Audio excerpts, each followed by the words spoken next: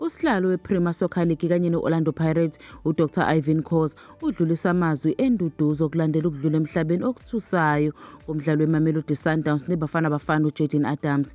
Lo mdlalo oneminyaka engu-25 ubudala udlule emhlabeni ekuseni ngomgqibelo okushiya iNingizimu Afrika ikhala kakhulu.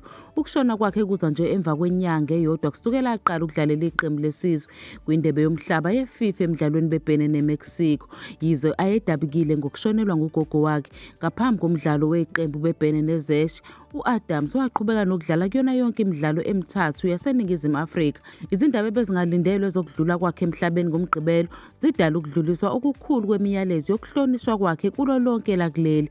Esitatimendeni esikhishwe nguDr Ivan Khoza uveza ukuthi yize impilo kwesinye isikhathi isinika isikhathi sokulungiselela ukulahlekelwa okubuhlungu, ukuhamba kuka-Adams ngaphambi kwesikhathi kushiye isizwe sonke sithukuthele kakhulu ngenxa yosizo. uDr Khoza ukhumbula u-Adams njengomdlali webhola osemusha obenethalente elikhulu.